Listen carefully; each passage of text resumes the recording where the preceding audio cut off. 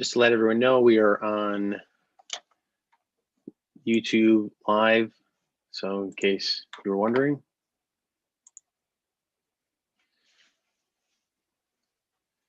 We have to start the YouTube link. We have to start the YouTube link early so I can get the link out to people. So that's why we started a little before the meeting starts.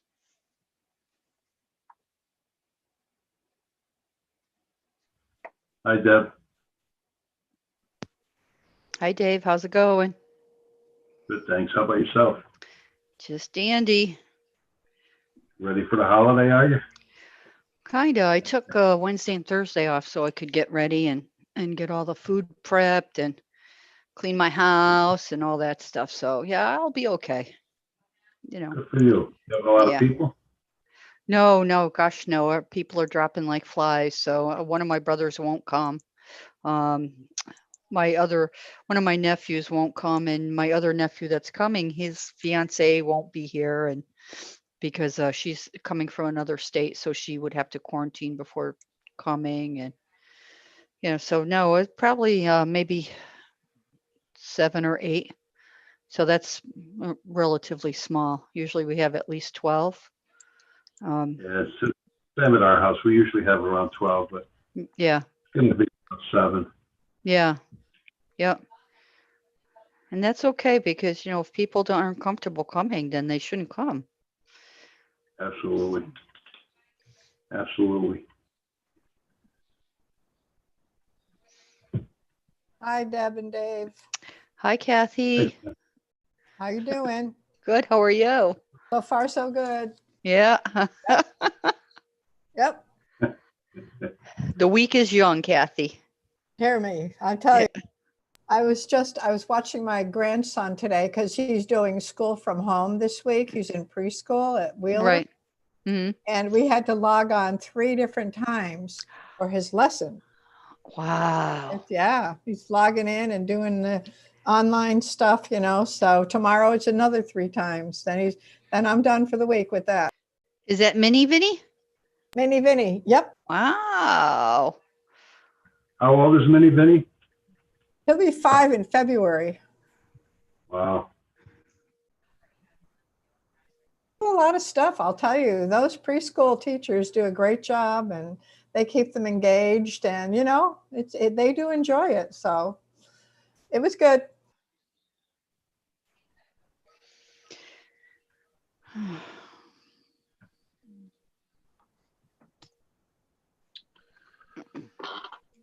Well, let's hope this vaccine works for everybody. We can get back to normalcy, whatever that is. Right. I know. I can't wait. Can't wait. Hope it's awesome. I think the Moderna one sounds like it's better than the Pfizer one. I got to tell you, I had a physical. I went to a real doctor, went in his office. Of course, he didn't do as much as the other doctors used to do, but still I was there. And Bobby's doctor, I got to meet up with him on Wednesday. He just called and said he's not going to meet me. It's going to be a phone call, Kathy. Wow. Rosenblatt? Yeah. Yeah. Yeah, he doesn't want a chance getting sick before the holidays. Isn't he retiring? Is he He retiring? is semi-retired. He works Mondays, Wednesdays, and Fridays. I think probably his last patient on Wednesday. Okay, got it. Yep. Just a reminder, we're live on YouTube. So if anyone's watching, they'll hear all this conversation. Just making that clear. Thank you very much. Yep. Thanks, Sarah. Kevin.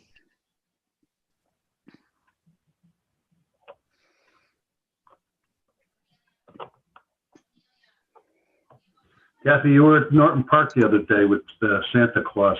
Really nice. Oh yeah, it was really fun. I couldn't get over how many people. The entire park was filled with cars. It was amazing. Really? It was amazing. Wow. They're estimating there was over 500 cars. So, you figure at least 2 people, sometimes 4 family members or 5. There were a lot of people there. They did a great job organizing it and keeping it moving. It was fun. Yeah. But definitely sign of the times, 500 cars. I can't even imagine. Yeah, I think, people, they weren't supposed to get out of their cars, but we couldn't do the Santa greeting as normal for the children. So they thought this would just be something they could get out of the house and, be safe and do it that way. And really the turnout was remarkable, really wonderful, was wonderful. Did we have enough people to service all those people? Oh, yeah, it was very well organized. We had volunteers, the police department, and some of the park and rec folks were there, and it worked out just great. No problems whatsoever. Kathy, when we get to the public hearing, Carol is not live this evening, so Matt will read the notice of the public hearing, just so you know that ahead of time. Oh, okay. I'll change my notes. I thought Carol was going to do it, but I'll change it for Matt to do that. Thank you. Yep. Sure.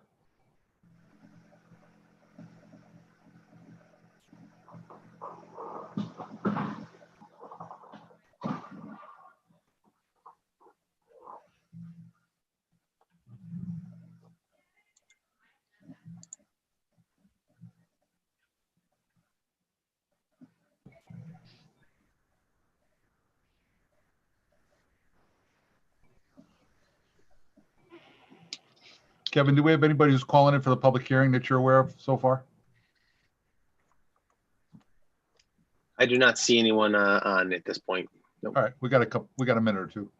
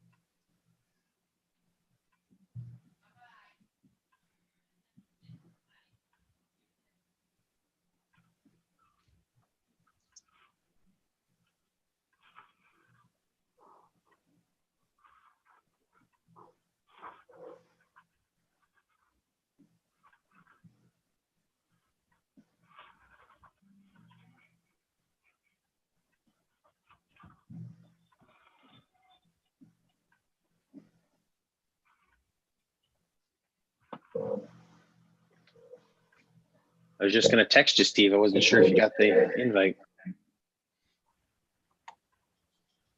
You're muted. Sorry. Bill, I'm going to ask you to say maybe a few words if you want to at the end of my report. See if you have anything to add. Is that okay? I don't know if you do or not. Sure. Okay. What time you think that'll be, Robert? Probably about 7:30. Okay. You probably got another call at 8:15. So. Oh yeah, okay. we should be well before that. All right. All right, sure. And Christina Abrantes at Bolo wanted me to thank you and the workers who cleared out the snow in the downtown. People who could park. She sent a very effusive message about the snow clearage downtown so that people could park, at a time when they're really busy down there. So thank you. Sure. Sure. Okay, it's 1 minute after 7. It looks like everybody is here that's expected to participate. So I will call the meeting to order. Today is Monday, December 21st, 2020 at 7 p.m. It's our regular Plainville Town Council meeting. We'll start working through our agenda. We do not have any presentations this evening, but we do have a public hearing. And at this point, I will ask our Assistant Town Manager, Matt Daskell, to read the notice of the public hearing, please, Matt. Good evening. Notice is hereby given that the Plainville Town Council will hold a public hearing at 7 p.m. on Monday, December 21st, 2020 in the Municipal Center to consider 1, an additional appropriation of $490,000 to the Capital Project Fund, dated at Plainville, Connecticut, the 17th day of December, 2020. Thank you, Matt. Robert, what I would ask for you to do is give a brief description so those that may be listening understand why we're having a public hearing regarding this appropriation, please. Yes. The fiscal year 21 budget, which is the current year's budget, included a capital improvement budget, included a source of revenue of $980,000 from the unassigned fund balance. In order to move money from the unassigned fund balance to the capital improvement budget, this has to be formally appropriated by the town council. Town staff is proposing that we do this in 2 steps, taking half of it to appropriate now and half of it to appropriate towards the end of the fiscal year or later on in the fiscal year. The process for that appropriation requires a public hearing, and after the public hearing, the council would consider action, which is what we have scheduled for towards further back in the meeting. So that's the purpose for tonight's public hearing, is to answer any questions with respect to this appropriation, which was planned for, discussed, and part of the budget when it was passed last spring. Okay, Robert, thank you for that. I don't know if any of the council members have any questions or anything they'd like to add to this. No? Looking at heads? Okay. If not, I will ask if we do have any folks on the call that might be interested in speaking to the public hearing. Kevin, do you have anybody on the call at this moment? There's one phone number. It ends in 1949. I'm going to allow you to talk. Please speak when available.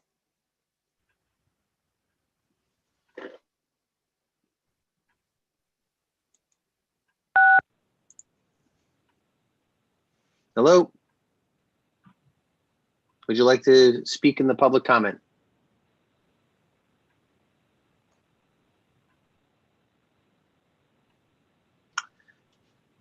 I'm not getting a response Okay. at this point. Thank you, Kevin. I'll take it that won't happen. Hearing no comments regarding our public hearing at this point in time, I will close the public hearing and I will move on to the next item on our agenda, item number 3, minutes of our previous meeting. May I have a motion to approve, please? Madam Chair, motion to approve the minutes of December 7th, 2020 regular meeting. Madam Chair, second that motion. Okay, I have a motion and a second. Is there any discussion on the minutes? Any changes that you would like to have made at this point in time? Hearing none, all those in favor? Aye. Aye. Any opposed? Thank you, the motion passes. Item number 4, announcements and reports. Does anybody have any announcements or reports to make tonight? Madam Chair? Go ahead, Rosemary. Yep. I attended the December meetings of both the Library Board of Trustees and the Conservation Commission. In terms of a library, Director Tomlinson reported of libraries obviously running, up and running, it's open. Circulation's holding its own. Obviously, not much of a surprise, the digital titles actually are circulating at a higher level than in a year ago. And Conservation Commission, already discussing some projects they're looking at for spring in terms of cleanup and other endeavors. That's it. Okay, Rosemary, thanks so much for that. Does anybody else have anything to report? I would just like to make a mention of the fact that on December 11th, the Chamber of Commerce sponsored a Santa drive-by at Norton Park. As in the past, the Chamber sponsored a gathering at our firehouse to meet Santa and turn on the holiday lights in town. However, due to COVID concerns, that did not happen, but they wanted to do something a little bit for the families and the children in town. And they came up with an idea of a little parade through Norton Park so that the families could come by. We were advising that folks stay in their car. And it was a little parade. There were about 7 vehicles involved. As Santa was there, Mrs. Claus was there. There was a fire truck was there. Everybody did a great job decorating their vehicles. There were lights and all kinds of things happening. And I have to tell you, I volunteered to drive Mrs. Claus in my convertible. And there was an amazing turnout for this event. There was an estimated over 500 cars there. There were lots of families and they were flashing their lights and blowing the horns, and the children had a great time. And I can't tell you how how much fun that was. And I think the chamber is going to next year try to expand on that idea. But in lieu of the fact that we couldn't have our usual gathering at the firehouse, this came in as a very nice second, and everybody seemed to be having a lot of fun. And it was, I was overwhelmed by the number of cars. I couldn't believe it when we drove into Norton Park, the number of cars that were there and the families that gathered. So I just want to congratulate the Chamber of Commerce and the volunteers that participated in it.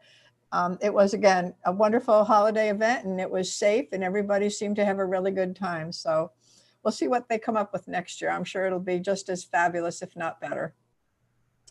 All right, if there are no other reports for this evening, we'll move into the next portion of our meeting, appointments and resignations. We have one resignation. If we can have that made, please. Madam Chair, Yes. motion to accept with regret the resignation of Michael Goulet from the Inland Wetlands Commission. Second. Thank you. I have a motion and a second. Is there any discussion on the motion? Madam Chair, Yes, go ahead. I just wanted to say that I had the honor of working on the wetlands for 4 years when Michael Goulet served as chair, and he did such a phenomenal job. And I learned a lot from him, and I know everybody else that has had the honor to work for him or under him for the past 20 years that he's been on that board has learned a lot from him, and for the better. So I thank him for all of his years. Great. Thank you for that. And Robert, could we send a letter of appreciation to Mr. Goulet for his many years of service and dedication to that commission? That's a particularly important one, and we're certainly grateful for all his years of service. Yes, we will do that for sure. Okay, thank you. Do we have any other appointments or reappointments to boards and commissions tonight? Madam Need to Chair? vote. Excuse me, Rosemary. we did not Yes. vote. Okay. We Oh, we didn't have to vote. Okay, yeah. All these nice things, and we didn't vote. All right. All those in favor? Aye. Aye. All right. Any opposed? Thank you. Motion carries. Rosemary, now is your turn. Okay. And make a motion to reappoint Elizabeth Creswell, Marilyn Pettit, and Charlotte Politis to the Committee on Aging. Second. Thank you. I have a motion and a second. Any discussion on that motion? All those in favor? Aye. Aye. Any opposed? Motion passes. Are there any other appointments or reappointments this evening? Madam Chair, Yes, Mr. Nazzo.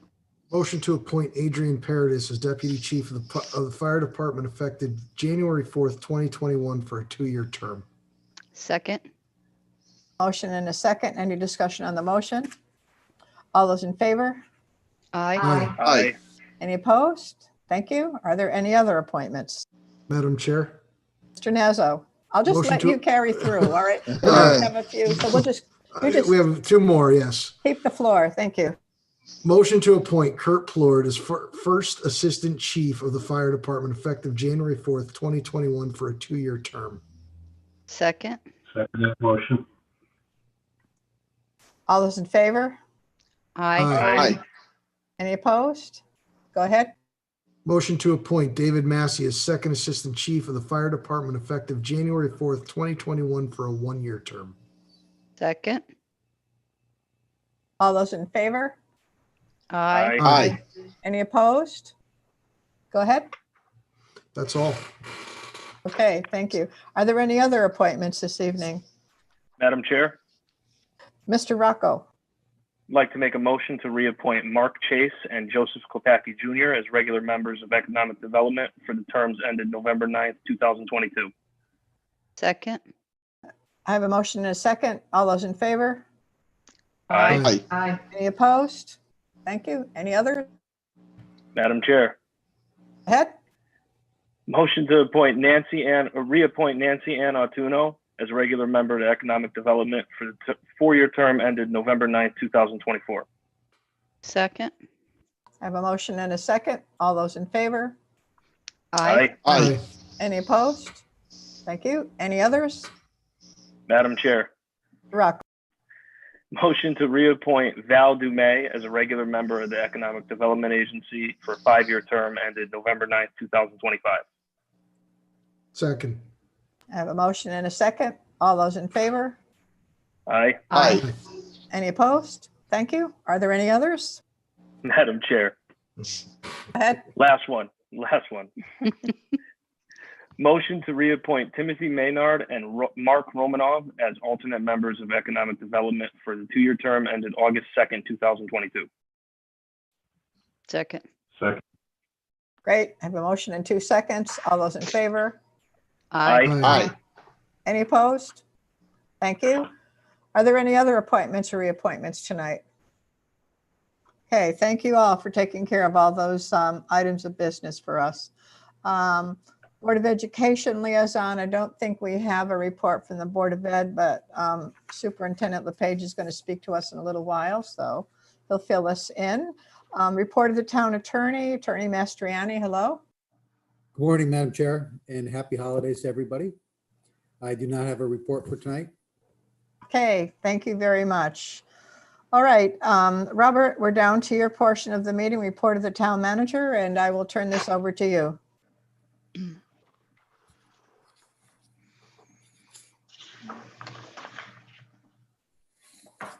Robert, you're muted.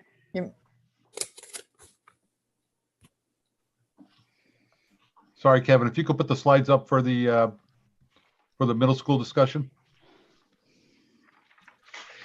The Steve LePage, Superintendent of Schools, is participating in this evening's meeting to discuss the potential renovation of the middle school. He will discuss the need for the project, a potential timeline, and the next steps for moving forward with the project. So with your permission, I'd like to turn the meeting over to Steve LePage. Okay. Hi, Steve. Hi, Kathy. Hello, everyone. Thanks, Robert. I appreciate the opportunity to talk to you briefly tonight about the MSP Renovate Like New project proposal. We have come up on that timeline. So I'll just give you a basic justification and then the timeline and the next steps would be required if the town council would, wishes to pursue this project, which, we're hoping that you will. I'll share some of those details at this time. If we could go to the next slide, Kevin. So this is just a slide showing the other renovations that have happened across the town. As you know, renovation projects are very favorable when it comes to significantly saving local property tax, with the cost that is, covered in a large part, over 60% for the project so far by the state. And instead of doing different repairs that need to be done and making the schools new and beautiful and safe and all of the things we want them to be for our children and the adults who work there, and the families who enjoy the schools as part of the community, they've been handled really well through the town, the capital project building committees over the past 15 or so years. So Linden was the least recent back in 2006, and then the PHS in 2008, just before I came to town. So I just missed that whole exciting adventure. And then Hawthorne was 2009. Wheeler was 2020, as you know, and they did a great job with each of these projects. And we're at that point now, or coming up on the point where we should begin preparing very soon, preparing for the first steps of the project. For the middle school, we have come up on the 30-year mark, will officially be April of 2022. Which is not far around the corner. There are some steps that have to be taken in order to meet the timeline for the whole process, which includes a referendum. If you could go to the next slide, Kevin. This slide just gives you some of the justifications, and I'll show some of the dollars and cents on an upcoming slide. And this is just a quick overview, but there are many other justifications, but deferring millions of dollars over the years, not putting major projects into the capital improvement budget, putting those down, pushing whatever we could down the road, especially the larger things like the roof and the chillers and electrical distribution and some other safety things we want to take care of. All the other buildings have the secure entryway vestibules that take you directly into through a locked door into the office, and so at this time we have the security cameras and an office professional who, reviews who's coming to the buildings, but the secure vestibule, like what was done over at the high school over the summer, and they did a great job. Thanks to having that in our capital improvement budget for the current year, that's been done. So now the last school is the middle school. We are fortunate to have an SRO at the middle school now, which does help with security, but of course the SRO isn't stationed at the front doors at all times. They have a much different role, and doing a great job so far. So as I had shown on the other slide, all the other schools have been done within the last 14 or 15 years. The technology infrastructure, Kevin's always working to update and upgrade everything to work smoothly and efficiently, as you know, is so important always, but especially now with going, between hybrid and remote learning at times, and just in our classrooms, all the technology that's being well used.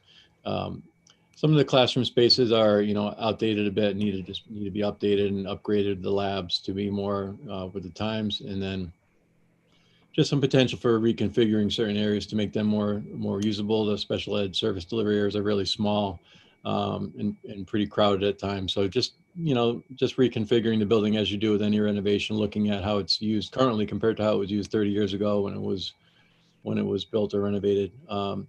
The lockers are in pretty bad need of repair, and also make them, more usable. They're very narrow, unlike the high school lockers that are, much wider, can fit a backpack and other things you need. Risk of, at this time, the state reimbursement is still a strong program, and is still a good rate, depending where we come in.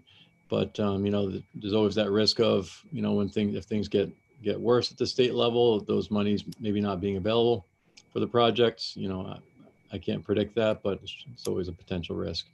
And then just working on traffic flow. If you've been at the middle school in the morning rush or the afternoon rush, it gets a bit chaotic. So there's through the grounds renovation as well, we would look at a better traffic flow pattern, and also with the potential use of recent upgrades that have been done, and equipment that failed that was replaced, that could be used to offset the renovation needs for the building, and that helps to decrease the cost. If you go to the next slide, Kevin, that's just some of the justifications.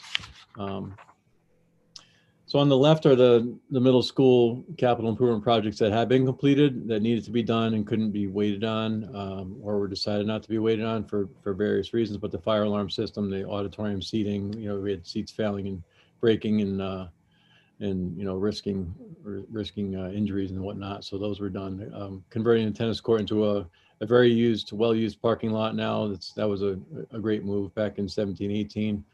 Upgrading the auditorium lighting, and then the boiler replacement was critical. And that would be something that could be included as a kind of an offset to the project. On the right side, you'll see a list of some of the bigger items that have been kept out of the budget, that are needs or soon to be needs. The roof is failing in many places. There's buckets and catching rainwater and leaking, and it's repaired pretty regularly, but it's the roof is failing quite often. The HVAC, I won't go through each of these, but the first three are big ticket items, so close to $3.5 million. They add up to over $6 million, and there's more. These are just some of the bigger ones that need to be included either in future capital improvement projects, if we decide, if the town decides not to go forward, between the town council's, approval of going forward, and then the referendum. If it's not in a capital, it's not in a renovation like new project, that we'd have to account for these, failing items through the regular capital improvement budget process. Kevin, could you go to the next page? So this is just a picture of the certificate of occupancy. There was some initial discussion about what's the kickoff date for when we are eligible. And, we've been able to determine that it's 30 years from the actual approval for occupancy, which was April of 1992. So it's coming up fairly quickly. And there are steps that need to happen in the, before we could begin the process, or to get the process started, I should say. So that's just a record of that. Next one, Kevin. These are just some of the key dates. There's more in between these dates, but the big ones are really pulling together the building committee to select an architect, an architectural firm to do the study, which is a critical piece that has to be done first. So the building project being brought together, select an architect, the study being completed, starting in July of this summer through next January, including specifications, conceptual design, and cost analysis, and then getting approval to proceed from the town council with support of the Board of Ed as well, a year from February. And then the project referendum, it would need to go to referendum in May of next year. And then, as you can see, submitting the grant application if it passes referendum, and the following steps, that are here for you to look at. And there's more, of course, in between all these kind of bigger timeline items. Kevin? This is just, as Representative Pettit could probably recite this, of course, but the legislative approval process for getting a school construction grant and review. I won't read it to you, but this is just kind of the legal process that allows for us to have these renovations and supports doing so. Next page, Kevin. So the next steps are just, I shared this with the Board of Education. I know Chairwoman Puglisi was at the Board of Education meeting. I appreciate that. And sharing it with you here for approval to proceed with the first steps. It's not an approval of the actual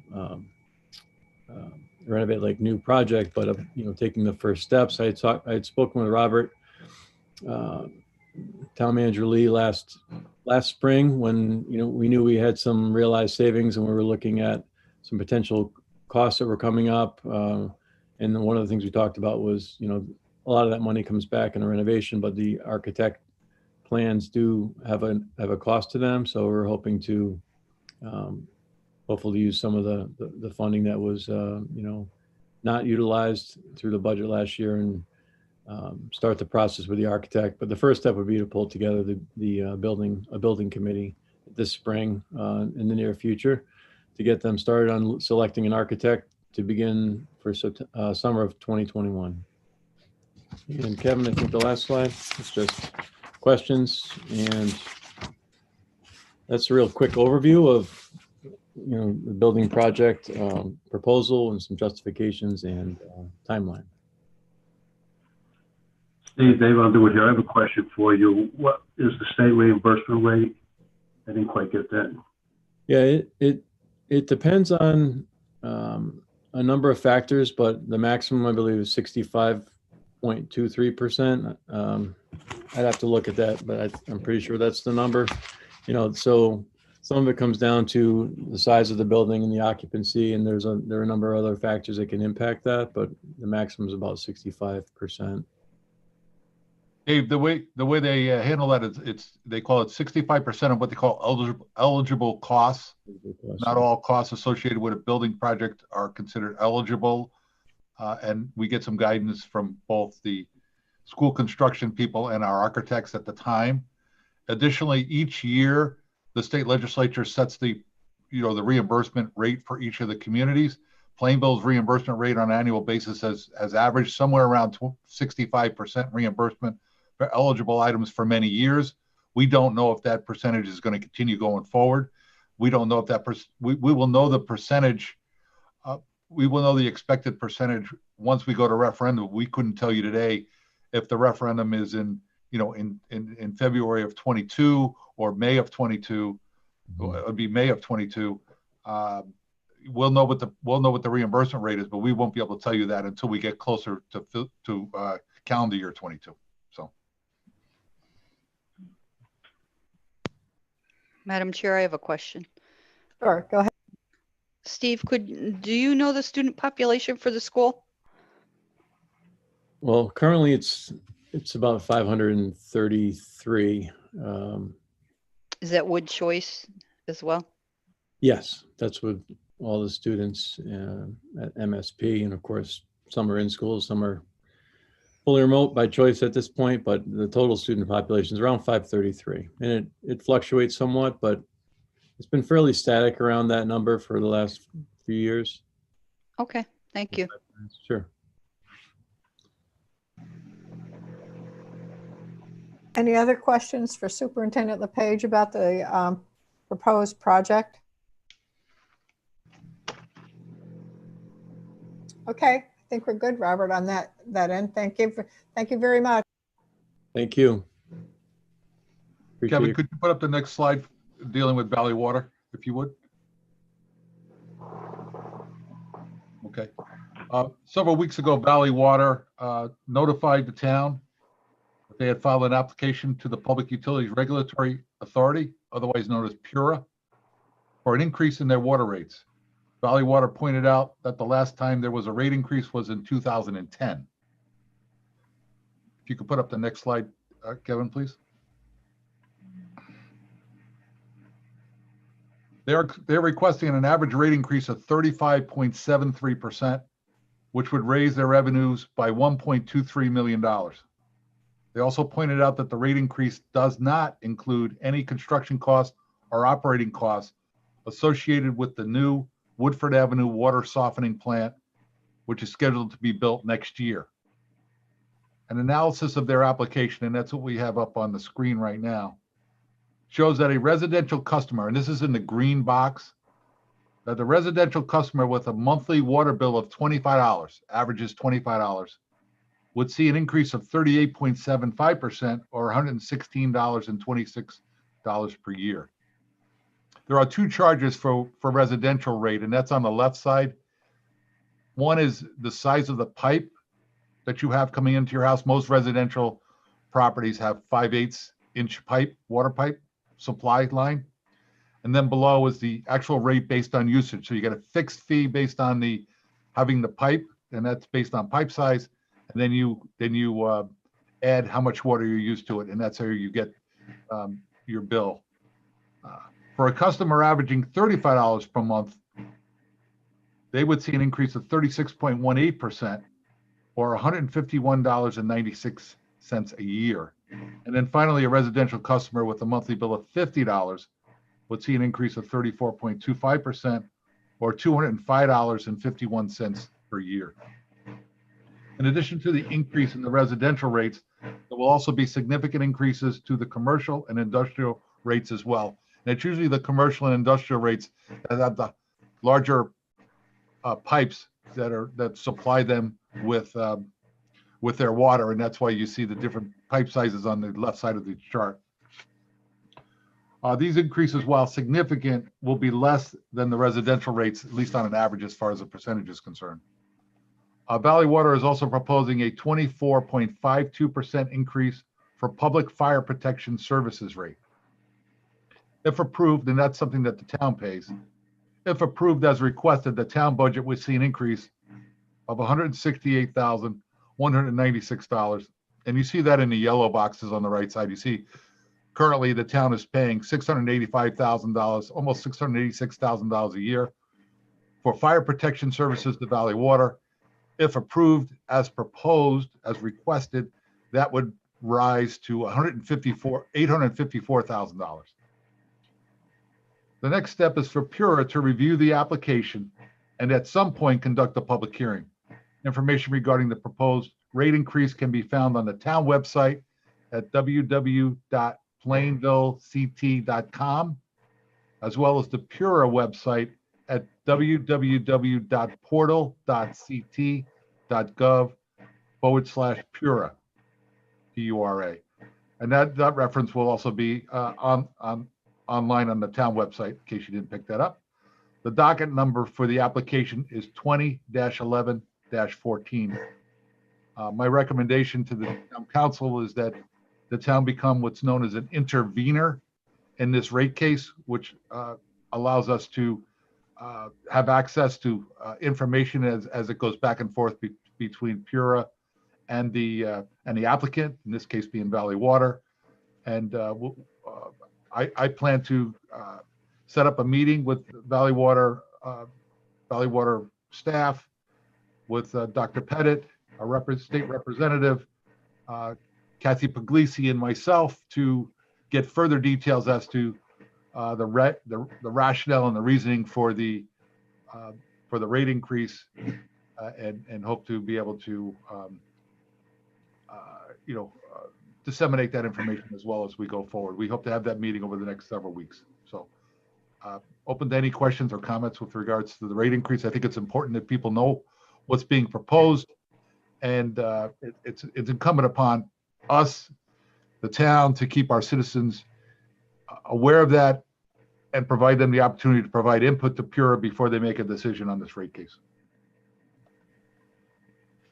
Robert, I just have a quick question regarding, and we'll probably get more information from Valley Water as we get into a meeting in the future, but aren't these rate requests typically based on some capital improvements that have already occurred, and now the water company is coming back to PURA in order to replenish their investment in the system? Is that typically how it works? I don't believe so. I think it's more based upon what they plan to do going forward with some of the replacement of their pipes, their plans going forward. I don't. It's a reimbursement going backwards, and that's some of the information we have to learn from them. And I think that's one of the reasons why they pointed out that the rate increase does not include the proposed improvements to the water softening equipment. They may not just have that information available to them right now, but I think it's mostly more looking forward than looking backwards. Okay, well, I guess we'll learn more about that once we sit down and speak with them. Yes. Thank you. If there's no other questions or comments, I'll move on to the next item, which is the Self-Insurance Health Fund. 2 years ago, the town joined the Connecticut State Partnership Plan to provide health insurance benefits to town and Board of Education employees. Before that, the town self-insured for these health benefits. The self-insurance program was in place for approximately 20 years. For the great majority of those years, the town saved significant monies compared to the average increases of a fully insured rate during the same time period. However, in the last several years of the self-insurance program, the claims significantly exceeded the allocated contributions. The self-insurance fund currently has a deficit of $2.37 million. To eliminate this deficit, town staff is recommending that the town council adopt a plan to utilize savings in the service plan. And that's what you see on the screen right now is our projection for the debt service plan or the debt service line item going forward. And that's going forward from the current fiscal year to fiscal year 26. And that's under the amount. You'll see the first column says $4,430,350. That's currently what we budget for debt service. And what we're proposing, is to continue keeping that at the same level going forward. And that's something that we've done for probably the last 5 or 6 years. And you can see in the second column that the debt service is going to decrease over time going forward as debt drops off that we've completely, that we've paid off. So to eliminate the deficit, town staff is recommending that the town council adopt a plan to utilize the savings in the debt service plan during the next 4 years. And you can see that in the green column, the running balance. The debt service line item will have a savings of over $3 million. This amount would eliminate the deficit in the self-insurance fund over the next 4 years. If this path is taken, instead of having the savings accrue to the debt management fund, the savings would accrue to the general fund instead.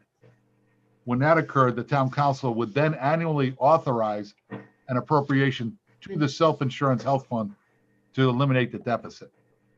If the town council is supportive of this approach, town staff will prepare a policy statement to be considered at a future meeting. The other option is to take our current unassigned fund balance and begin appropriating that to the health insurance fund deficit.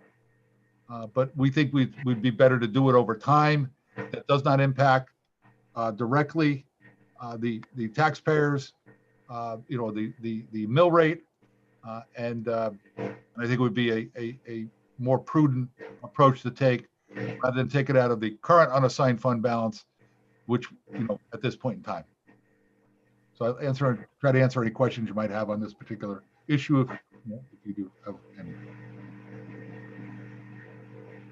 Robert, I have a question. This is Kathy. Is there any, are we confined by any time restraint, particularly maybe from our auditors about taking care of this, this deficit that we have from the health insurance fund? Do we have to accomplish this in a year or 2 years or 5 years, or what is your thought on that? Well, we're showing it is in the audit that what that balance is. And while there's no requirement that it get paid off, it's being carried, I believe, as a liability against the town right now. And as we plan to go out for bonding, our rating agencies take a look at the audit, and when they see this particular liability sitting out there, they ask questions about, okay, well, this is something that's concerning to us, and what is your plan for taking care of this liability? And if we have a policy in place, as being suggested, that and a plan for it to get paid back over time, that's generally viewed as something positive and will not count against us, or should not count against us. As we go out to get rated before we borrow, for example, to permanently bond Road Bond 2 or the remaining portion of the Wheeler project. I know that Rob Buden's on listening in, and I could ask him if he could maybe say a few words with regards to your question as well, Kathy, if that's okay. That would be fine. Thank you. Go ahead, Rob. Good evening. Yeah, as Robert said, it's pretty much Rob, we can't hear you. Speak up a little bit.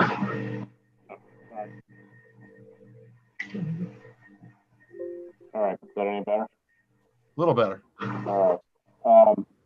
As Robert said, it's really the rating agencies that look at this. The auditors do as well. And, they question us every year, how is this going to be paid off? We've now had, 2 years of 3 years being with the state insurance plan. So really the deficit should go away for something, that we are no longer doing. In other words, the self-insurance itself, with regards to medical. So, a plan in place, whether it's over a 2, 3, 4, 5 year period, is a good thing for the auditors and the rating agencies. And as long as we stick to it, or at least continue to, knock the deficit down, all of those items would be, positive checks on the positive side of the ledger versus negative when it comes to our rating and our interest rates that we pay on our debt as we go forward. Rob, that was difficult to hear. Not sure if anybody was able to get most of that, but all right. Is that better? Is that better? That's significantly better. All right, hang on. Okay.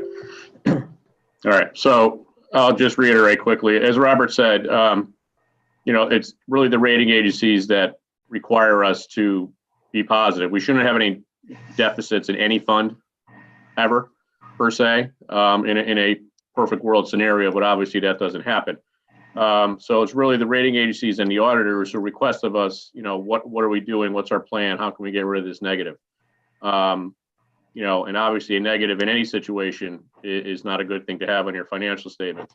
When it comes to the rating agencies, there's positive pros and cons on the side of the ledger. This negative, and because it's a substantially large negative, is definitely on the negative side of our ledger. And it's a con against us, and could impact our interest rates going forward. With the plan in place, again, whether it's paid off over 2, 3, 4, or 5 years, as long as the plan is adhered to a degree, the rating agencies and the auditors like that, and that negative check mark will become a positive going forward. Again, the concern is that our rating, although right now very good, with the uncertain times, in the economy and, elsewhere around the world, we're probably, due to our size and our, ability to pay, not going to get a rating increase, but we could certainly get a rating decrease. And, these are one of the things that they would point to if there were to be a rating decrease. So again, a plan in place to get rid of the deficit would minimize that concept and pretty much, at least our hope would be to maintain our current rating, which would be beneficial to us whenever we go out to bond again in the future. And you will see that under the plan that's in front of you, that early next year, if all goes according to plan, and these are pretty much fixed costs, that the council would be in position to do, an appropriation from the unassigned fund balance as a result of savings in the debt management fund or the debt management plan of a little bit over $400,000. And in the following year, it'd be an additional, almost $900,000. So by the time we went out to bonding, we would actually have taken at least the first step in the plan if in fact the policy is adopted by the town council. Robert, this is Kathy. One more quick question. So we're looking at some of the other debt that is going to come on board, specifically Wheeler. And tonight we talked about the middle school.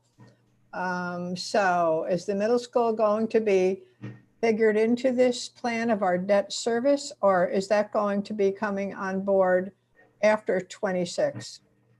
Yeah, if you look at the chart, we're projecting that the middle school project would come in fiscal year 25. And this would be after the deficit in the self-insurance fund is fully paid off.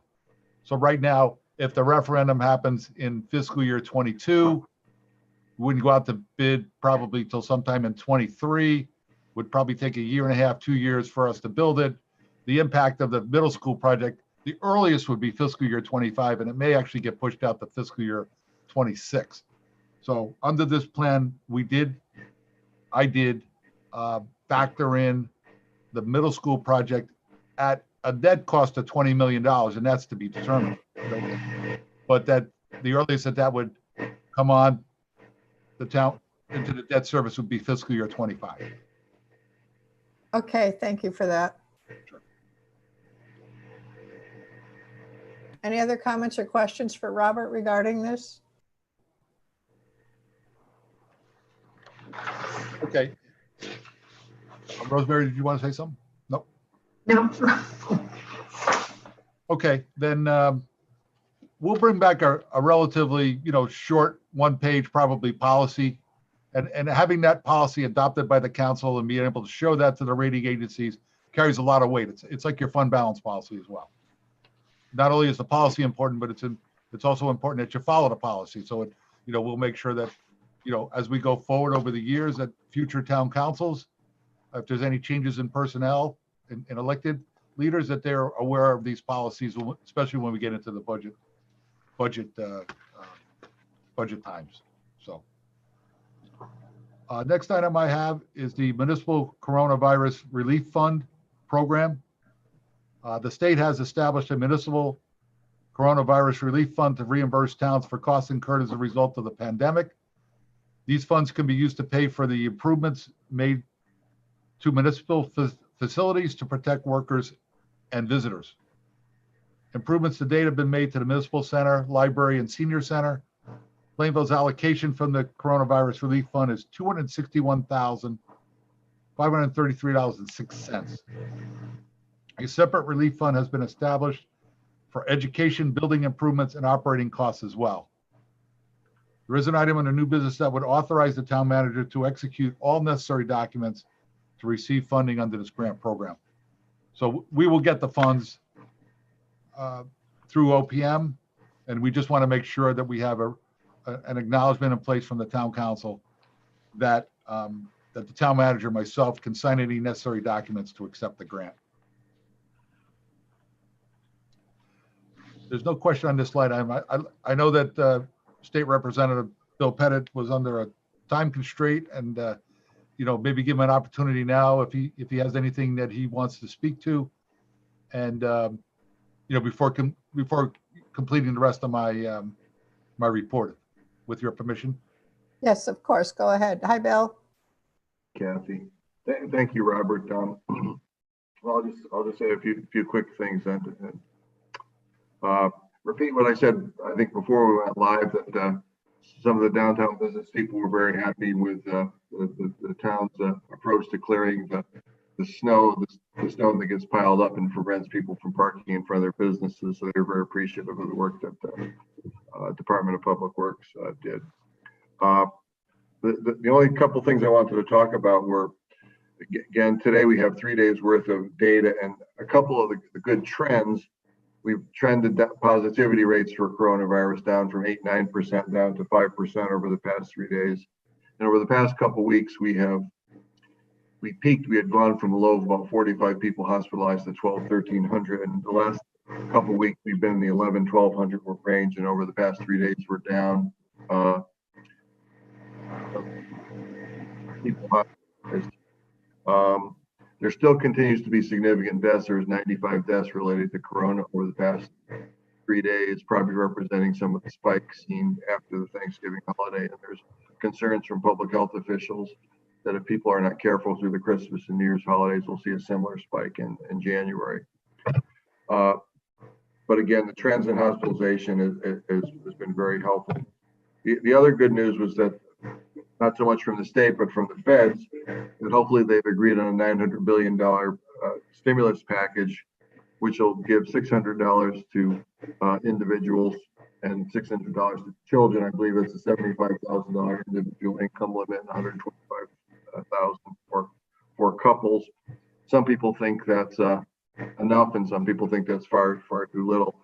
Probably more importantly, there's going to be an additional $300 a week for unemployment insurance for at least 11 weeks. And there's some assistance for SNAP and $25 billion towards rental assistance, which is a big issue since the federal deadline had been the end of December and the governor pushed it out till February. So there's going to be extension of the eviction issues and hopefully more money so that landlords also have some protection and aren't bearing the brunt of this. Finally, restaurants and small businesses, we had lobbied the governor to come up with a $50 million package specifically for restaurants and small businesses. He had started at 25 million and now has agreed to come up to 35 million. And it's going to actually end up being a grant program. There will not be applications. The Department of Economic Development is looking with Department of Revenue Service at taxes, employment numbers, business done. They're aiming at small businesses and they're going to aim to give out, I think it's, let me see if they published a number yet, about 2,000 businesses of grants that are going to range from $10,000 to $30,000. There's not going to be an application period. They're going to be selected based on statistics in terms of their business from a peak to a low and the number of people they employ. Further information that can be seen on the DECD website and the Connecticut Restaurant Association website. And the Connecticut Restaurant Association is running a webinar tomorrow to update people in the business about that, and that's at least a very positive thing. Besides that, the legislators were ready to go back into session January 6th, but right now they're talking about us still doing it remotely, which is going to be, I think, a little bit painful for everybody and difficult. Some ways easier and some ways difficult for constituents. Many of these issues come up, want to testify. They'll be able to do so from home, as opposed to traipsing up to the Capitol to do so. But it's obviously cumbersome that way. So we'll have to. We've done it with the Eversource hearings and some PURA hearings this summer, police accountability bill, and a few other legislative moves that went on. We will see. But with that, I can turn it back to Kathy and Robert. Thank you. Thank you, Bill. Appreciate it. Going to continue on number 4, which is the Coronavirus Relief Fund program. I'm going to ask Steve LePage. I stated in the that the town was going to receive $261,000 in funds. I know that the Board of Education, school administration, they have incurred significant expenses as it relates to the schools, both from a, I guess, facility improvement to, even operations. And Steve, if you could just summarize that quickly for the council, because that's that could have had a significant impact on the town as well, if not for, some of these relief funds that the Board of Education is receiving as well. Absolutely. I'll go quickly and I won't go through all the details, but, initially there was a survey that went out to superintendents basically asking what, they expected expenses to be for operating schools and keeping them open this year. That came out late last spring. And, we filled it out thinking it was just kind of gathering some information. And then we were told that that was what we were being awarded our funding based on. And there was such a wide disparity and discrepancy between what towns were getting across the state that there was a lot of outcry from yours truly, and also business manager Sam was very vocal, and as were a lot of people, feeling that it wasn't being fairly, distributed.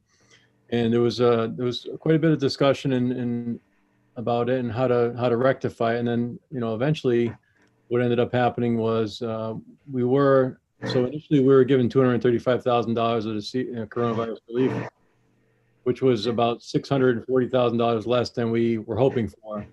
And when, Sam, our business manager, who's on the call as well, and he can add what I forget, but when he went back and forth with the state, they basically said, submit everything that you would want or that you need in order to cover your expenses. And then if any money's, returned, because the money has to be expended by December 30th for this particular grant. If any money can't be expended by other towns who might have, been a little more ambitious than what they had asked for than what they actually needed, then they would be, redistributing. So long story short, we ended up getting everything that we asked for in the end. We're getting $875,000 instead of $235,000. I want to thank Sam. He was very active with the Department of Ed and the state, and I was active with the superintendent groups as well, and working with that any avenue we could. And I feel fortunate that they listened and they did their best to give us the funding we need. So between that and then the ESSER funds that we can spend until I think it's September of 2022 before that has to all be expended. Which is about 300, I believe our share of that 361,000 is 329. Some of that goes to Wheeler Clinic, but so there's a good amount of money that we will definitely use and we needed. So we were going to be basically asking town council, how we can work together to get out of this hole, because we needed, between staffing and PPE and safety measures and all the things that we spent money on, additional staff, substitutes when we have someone out, long-term subs for all COVID related things, additional support staff, technology, to keep kids in school. That's what those monies are particularly to be used for. And we've done a really good job with that in Plainville. So, I feel like the state listened and we're being rewarded for doing a good job of keeping our kids in school, learning in school as much as possible and safely. So that's my report, Robert. Does that cover kind of what you were looking for? Or is there any more detail I can give you? Well, ask the council members if you have any questions regarding that, both on the municipal side or the Board of Ed side. Steve, this is Kathy. So the 875,000, when does it have to be expended by? Is there a time frame within which you have to show that it's expended? Yeah, that grant was submitted a few times and revised and resubmitted, but it has to be spent by December 30th. And we have 90 days, once, Sam, you could probably explain that 90 days better, but it has to basically be all the expenses have to be accounted for and paid for, or in the process of being paid for within 90 days of December 30th, but there can't be anything new. And those are all funds that were not budgeted for in our operating or capital budgets for the current year. So that it's all expenses that were incurred due to coronavirus and our needs to keep the buildings, our 5 schools and our school spaces open safely. So that's an important distinction. And there are things that, that are unfavorable in our trending, just keeping an eye on the budget, as, Sam does a really good job helping me to do so. And, we've lost $60,000 in food service, money so far in the first few months of school, and that's trending downward and sharply, which is really good because of some creative marketing. But, and there's a story behind all of this, but special ed costs without placements, are unfavorable by about 142,000 so far this year. So there are expenses as well that can't be covered by that grant. So, but there are also some potential savings, as we had some last year, that we're keeping a close eye on due to the different, differences with athletics and other transportation and some things that, so there's kind of there's a lot of dynamics going on right now, and it's too early to project where we're going to end up, but it's a much better picture thanks to the CRF funds that we're going to get on the school side, and also the town side, of course. That will be very helpful. So we're grateful. Thanks, Representative Pettit. You did a nice job making that happen. As town and school staff, we knew that we were going to incur significant operating expenses above and beyond what we had budgeted in order to address, the pandemic COVID-19 situation.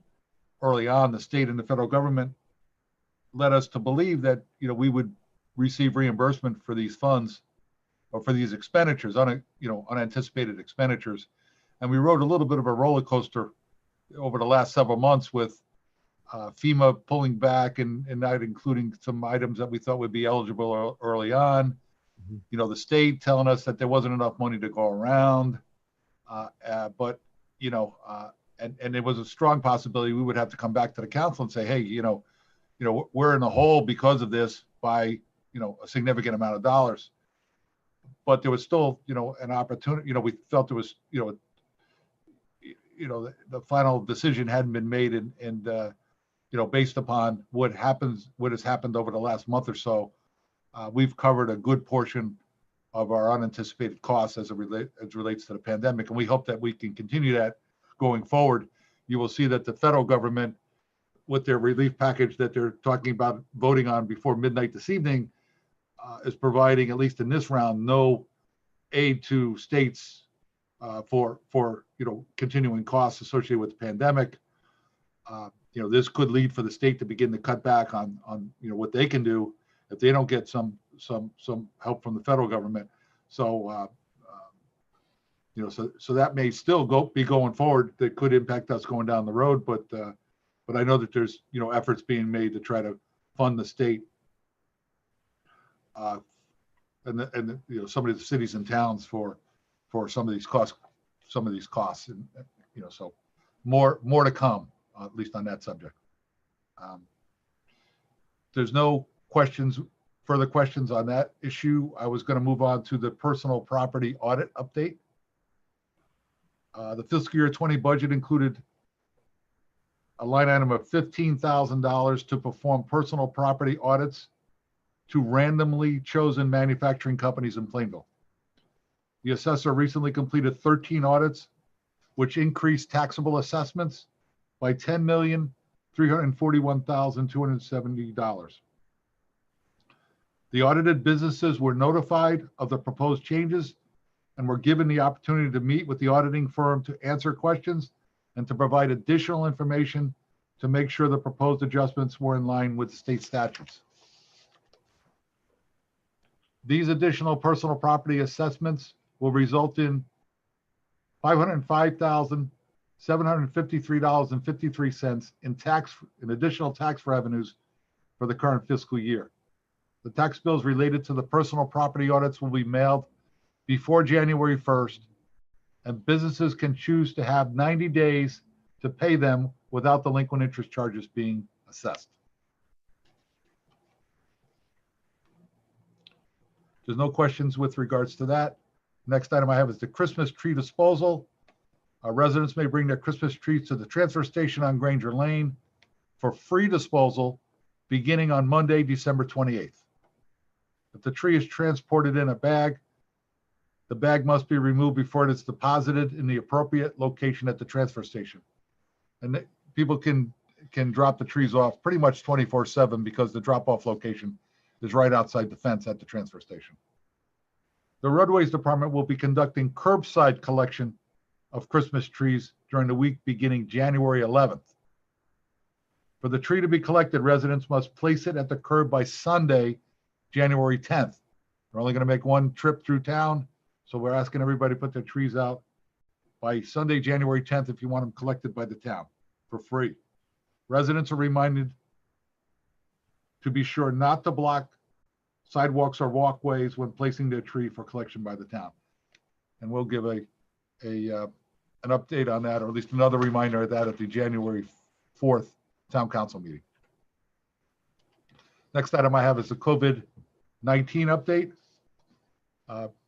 Dr. Pettit spoke a little bit about that earlier, but positivity rates continue to increase in Plainville and the surrounding towns. The daily state positivity rate now stands at 6.85%. During the last 2 weeks, Plainville has an average daily rate of new cases of 64.4 per 100,000 population. And that's how they do those comparisons, is per 100,000 population. There are only 2 towns in Connecticut that are currently not under the red alert status. Governor Lamont recently issued Executive Order 9R. This order allows for municipal tax payments due on January 1st to have a 90-day grace period before delinquent interest is imposed. And we talked about this at the last town council meeting. And this is the same program that was taken with the July tax bills. Residents who wish to have an additional 60 days to pay their January 1st tax bill will be required to fill out a municipal tax referral form by February 1st. I know we spoke earlier about January 1st, but we got some direction earlier today from the governor's office. Residents will have until February 1st to fill out the form. This form is currently available on the town website at www.plainvillect.com. Residents who participated in the earlier program will be notified via email of the new program. We have their email addresses because that's part of the on the form. There will also be notices posted on social media, and press releases will be issued as well. The State Health Department also announced that they are recommending that the quarantine period for those who have come in close contact with infected individuals and showing no symptoms will be reduced from 14 days to 10 days. And I know that that's been discussed and reported in the news, in the state newspapers as well. There's no questions on any of those items. I'd like to go to the financial dashboard. I'd ask Kevin if you could put the financial dashboard up on the screen. We start with expenditures. The total town budget expenditures to date is 45.26%, a little bit over $28 million. Our 2-year average is 44.05%, so we're pretty much in line with the 2-year average. The general government budget is a little bit ahead of that, having spent 53.5%, when the average is somewhere around 50%. And we've reported on this over the last several months that the major reason for that is because we paid some of our health insurance costs in advance upfront to the state. The Board of Education budget expenditures stand at 40.3%, or a little bit over $15.7 million. Their 2-year average is 40.45%. So they're running, pretty much in line with the 2-year average. And as reported by Steve LePage earlier in the meeting, he spoke about some of the costs that are coming in over budget, especially as it relates to outplacements of special ed, but he also reported that there's some savings in other line items as well. Police overtime is running at least under our 2-year average by about $32,000. We spent 46.5% of the police overtime budget, so we're 50% would be, the month of at the end of the month of December. I think we'll probably run a little bit over, based upon where we're at right now, we're going to run over our the amount we budgeted for, but perhaps not as significantly as in past years. Roadways OT is in line with what we've reported in previous months. Buildings and ground OT as well. Roadways snow overtime, we're starting to incur some snow overtime. This is just through the month of November. On our municipal solid waste disposal, we are we're 320 tons above of what we had with our 2-year averages, and that represents about $21,000. So we continue to see relatively high tonnages of trash that's being disposed of. On the recycling side, while we've seen an increase in recycling as well in comparison to last year, because the tip fee for recycling is significantly below, at least at this point in time, than what we have budgeted. We see, we see a savings. Our expenditures to date are below. We think we're going to come in under budget if that trend continues. Is there any questions with regards to the expenditures? If not, I'll move on to the revenues. For all revenues, the budgeted revenues that we have for the town, we've received a little bit over 52% of our total revenues. The 2-year average is right around 50%, at least that's through the end of November. So currently we're running a little bit ahead of revenues in comparison to previous fiscal years. On our current taxes, which is certainly an indication of the economy to a degree, our current taxes, we received almost 59% of our current taxes through the end of November, and our 2-year average is somewhere around, about 0.5%, about 58.25%. So we're running pretty much in line with our 2-year average on current taxes as well.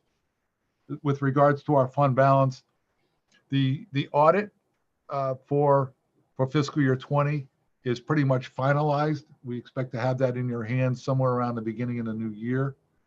There was some adjustments that were made to the audit, which lowered our fund balance as of June 30th of 20 to $10,350,000. That represents 16.76%. If you take into account what was appropriated to fund this year in the general fund and capital improvements, we're projecting that our fund balance at the end of this year, and it is early in the year, a little bit over $9 million, which represents 14.52%. We do know that we're running ahead in revenues as far as building permits are concerned. As we reported at a previous meeting, we expect to run over, have revenues exceeding our budget in the building permit fees, probably somewhere in the $400,000 range, perhaps as high as $500,000. And as you heard earlier on the personal property audits, that could bring in another $500,000 in additional revenues as well. Although the businesses do have the opportunity to appeal their additional assessments if they choose to do so. We don't think that'll have a significant impact on what's collected, but that's still something that could potentially lower the amount of revenue that's received as a result of the personal property audits. But those are certainly two revenue line items that are moving in a positive direction. And you can see, based on all our revenues, we are running a little, pretty much in line with what we had budgeted. Is there any questions with regards to revenues? If not, the next item I have is some of our special funds. Recreation, we continue to run way below on our expenditures because of we're not able to offer the programs, and subsequently we're running behind on the revenues as well. We're not quite sure where we'll end up. A lot will depend on what happens as we get into the springtime. Robertson Airport expenditures, changed this up a little bit just to be a little bit more accurate with regards to our operating expenses, which are very minimal as compared to our capital and other expenses, which now total $62,600 approximately. Our Robertson Airport fund balance still stands at a little bit over $521,000. We did talk about the improvements to the Robertson Airport administration building and the roof replacement of Hangar 4. We expect those expenditures to happen as we get into the new calendar year. With regards to the water pollution control budget, we're running a little bit behind on our percent spent on the water pollution control facility. The amount that they spend, they owe us a quarterly payment for some of the services that we provide them. And so we do have to make a quarterly payment from the water pollution control budget to the town budget. So that's why the water pollution control authority expenditures are showing, a relatively low percentage in compared to previous years. That's why we put that in yellow at 42.86% when the 2-year average is 54.51%. They're running pretty much at budget. We just need to make a transfer from the a quarterly payment from the water pollution control budget to the town budget. And on the revenue side, now that we've received the bulk of our user charges through in month of November, we're showing that the amount of we've collected 97.9% of what we projected we would receive in the budget. Our 2-year average is right around 97.9% as well. So that's pretty much in line with our projections. The Plainville Library, our expenditures are running a little bit below our 2-year average, and our revenues are pretty much in line with the 2-year average as well. Is there any questions with regards to the special funds?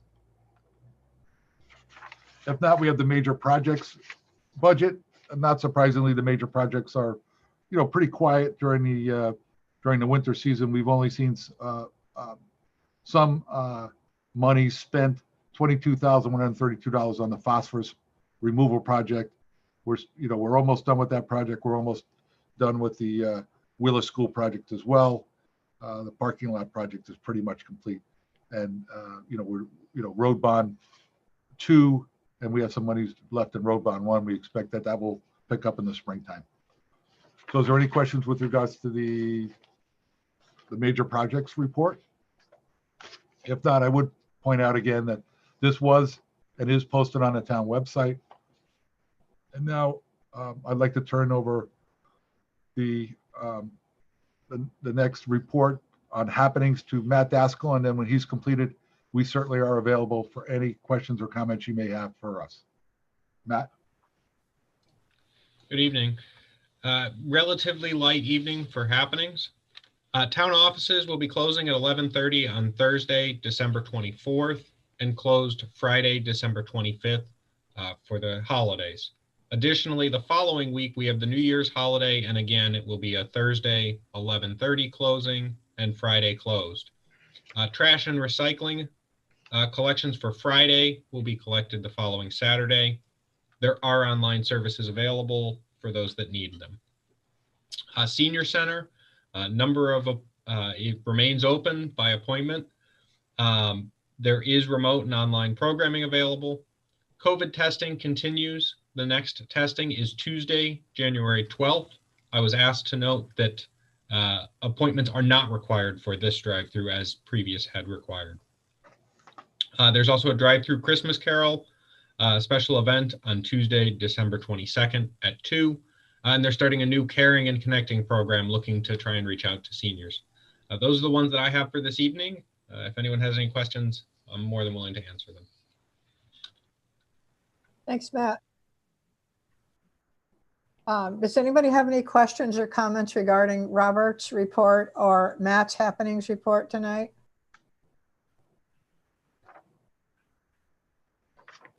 Okay, thank you both very much for your reports. Lots of information there. We appreciate your time putting it together. Thank you. We'll move on. We do not have any old business, so that brings us down to our new business section of the meeting. We have a couple of items for approval. Can I have a motion for item number 1, please? Madam Chair, Yes.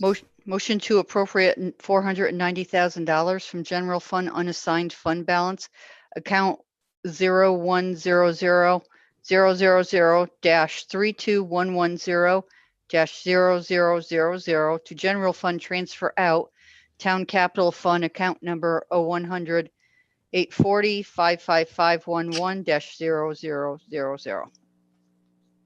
Madam Chair, Dave Underwood seconds that motion. Okay, thank you. I have a motion and a second. Does anybody have any comments on the motion? Hearing none, all in favor? Aye. Aye. Any opposed? Thank you. Item number 2, please. Madam Chair, Go ahead. Motion to approve and authorize the town manager to execute necessary documents and complete the certification process to receive funding through the Municipal Coronavirus Relief Fund Program for the July 1st to December 30th, 2020 claim period. Second. Thank you. I have a motion and a second. Is there any discussion on the motion? Hearing none. All those in favor? Aye. Aye. Thank you. Any opposed? Okay. Item number 3, please. Madam Chair, motion to approve the tax refunds is listed on the addendum. Second. Second that. Great. I have motion in 2 seconds. Any discussion on that motion? Hearing none. All those in favor? Aye. Aye. Any opposed? Motion passes. Okay, moving on. Item number 12, other discussions of interest. Robert, do you have anything else you'd like to add? I have a couple of items. They'll be brief. The joint meeting with the Board of Education to talk about the upcoming fiscal year 22 budget is scheduled for Tuesday, January 19th at 6 p.m. before the town council meeting that evening. We don't think that'll last, much, more than an hour. Both Steve LePage and I will put together, how we stand in the current fiscal year, which, you're up to speed on a lot of that already. And then, what we know as far as next year is concerned. And that meeting will be taped for rebroadcast as well. So if you could mark your calendars for the 19th. I know that's on your calendars for a council meeting. We're going to try to, put together a 1-hour discussion on the upcoming budget for fiscal year 22 with a joint meeting with the Board of Education. I will point out that Lorero will be presenting their review and evaluation of the 2 proposals received on the White Oak property at the next town council meeting to be held on January 4th. So just, that'll be they'll do a presentation and ask questions, and answer questions and, with regards to that project. So something to look forward to. A decision on whether the town council should continue having remote meetings during the month of January. We're proposing that be made next week after reviewing some of the COVID-19 trends in Connecticut. We still have a high positivity rate. As you heard from Dr. Pettit earlier, we did see a little bit of a decrease in some of the statistics. We don't know, if that's going to carry through going forward. We're still, still not where we want to be or should be. So, and the last item I have is earlier today, the town council was sent a memo from Bloom Shapiro regarding the fiscal year 20 town audit, which is something that they're completing right now. This memo detailed the responsibilities by both the auditors and the town as it relates to the audit. One of the requirements of the audit is to document that the town council has been advised of the notifications in the memo. If there are no questions, the minutes of this meeting will reflect that you have been advised of the memo and its contents. This is something that we probably should have done earlier in the year, but it is pretty standard language. As far as showing who's responsible for what, as far as the audit is concerned, but we do need to document that it's been presented to the council. And if there's no objections, we would just note that in the minutes for this evening's meeting. Other than that, I have no other items of interest to discuss this evening. Okay, Robert, thank you. Thank you very much. Before we close, I would like to offer my greetings for the holiday season. Merry Christmas, happy holidays. I hope everybody stays well. We won't be meeting until the next year. So to that, I'd also wish everybody a happy new year, and let's hope next year is far better than this past year is ending. So happy new year and happy holidays to everybody. Same to everybody else. Same to everyone. Merry Christmas, happy Merry holidays. Christmas, everybody. Happy holidays. Yeah. Thank you, Gabby. Yep, great. Okay, we do not have an executive session. So our next item is, may I have a motion to adjourn, please? Madam Chair, motion to adjourn. Second. Second. Thank you. All in favor? Aye. Aye. Okay. Happy holidays. Stay well, everybody. Bye. Thank you See you all next to you. year. Yeah. See you Good next night, year. everyone. Good night. Bye-bye. Bye. Have a Bye-bye. good one. Thank you.